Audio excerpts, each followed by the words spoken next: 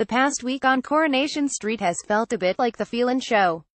I guess it makes a change from the Michelle Show, but I do dislike Corey when one character dominates. However, Patrick has his fingers in so many pies it would be hard for him not to feature prominently. Let's see.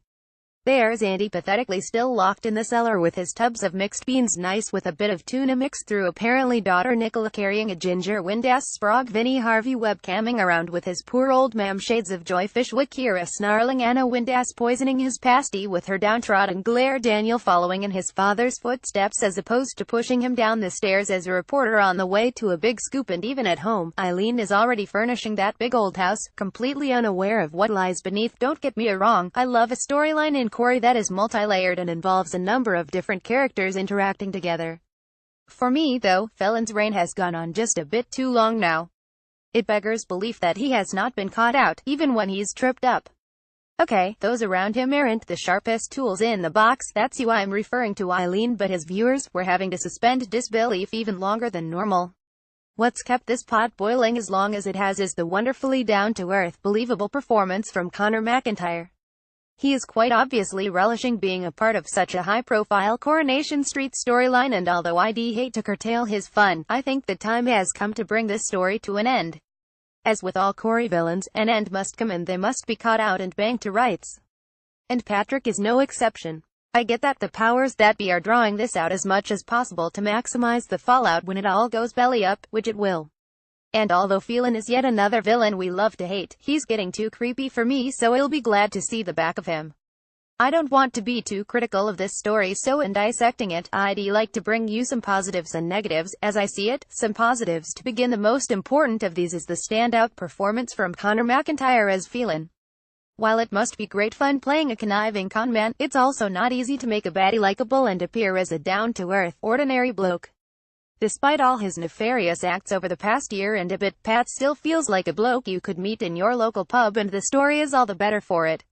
He's not the black-gloved, mustache-twirling villain like Richard Hillman, the quietly menacing Alan Bradley, or the comedy thug of a Jez Quigley. Phelan really is a Corey bad boy unlike any other. Giving him a conscience has been a masterstroke, and there has been much mileage in seeing Patrick struggle with guilt and an attempt to do the right thing. So far, that hasn't happened, but we live in hope. Also, he's not the traditional serial killer we're now used to in soaps. Despite death having occurred, he's not actually committed the act of murder, and this makes for a more interesting reign of terror. Another positive has been the introduction of Nicola Thorpe as Nicola Rubinstein, the daughter Phelan never knew he had. This has shown a more human side to Pat, and you can tell he genuinely cares about her. I think the same can be said for new wife Eileen. The thread with Nicola has been interesting to watch, and in Thorpe, Corey have found a terrific actor who adds intelligence, strength, and quite a spark as Ms. Rubinstein. Her strong performances so far makes me hope she stays around long after Phelan's downfall. I do regret her instant pregnancy courtesy of everyone's favorite fiery redhead. Sorry Reet, but I understand its importance to the story, and Pat's anti-abortion stance has been an intriguing addition. Finally, I did love the shock value of finding Andy Carver alive and sniveling in that rank old cellar so long after his disappearance.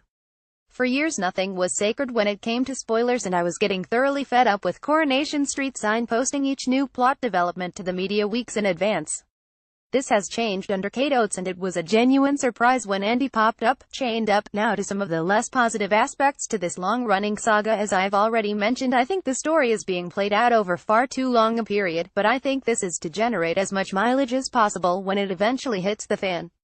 The big flaw in this for me is that where Eileen is concerned, at least, I already feel no sympathy. Eileen started out as a sharp, sparky, funny character who followed a long line of long-suffering Corey women who managed as best they could even when life dealt them endless misery. However, these days Eileen is that misery, and it's all become rather unlikable. She's also endlessly thick despite her history of being played for a fool or making bad decisions when it comes to men. Various people have warned her about Phelan, but she is totally blinkered. The same could be said for Gail when she was shacked up with Hillman, but at least she wasn't totally unpleasant at that stage. The full Ivy transformation was yet to take place. Eileen is quite unpleasant and can be surprisingly unsupportive of others. Therefore, when the worst happens, I will really struggle to feel for the character. Although I mentioned that I really enjoyed the shock reveal that Andy was still alive, his cellar ordeal, although always tinged with surreal humor, has gone on far too long. While much care has been taken to paint in the fine detail of Phelan's character, his motivations and how the past has made him the man he is today, Andy was and remains quite a weak character in every sense of the word. And don't forget he wasn't exactly whiter than White himself with his treatment of Michael. I'm really fed up watching disheveled Andy pleading miserably for his life, especially when only a few weeks back he had the ideal opportunity to scream for help when Eileen stumbled upon the cellar.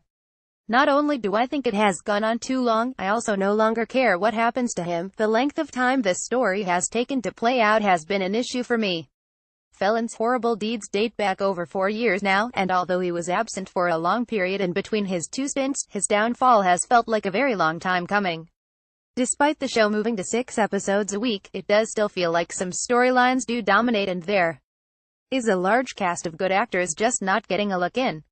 I hope over time this changes, but with big grandstanding stories like Phelan, the grooming plot and Michelle's never-ending torrent of running mascara, it feels like creativity in other corners of the street is going unexplored. Having said all that, I do find Connor's performances mesmerizing, and when the end of his Corey journey does finally come, I hope he goes on to great success elsewhere. You can follow me on Twitter at Grayman82. Please read our advice for leaving comments on the Coronation Street blog. All original work on Coronation Street blog is covered by a Creative Commons license.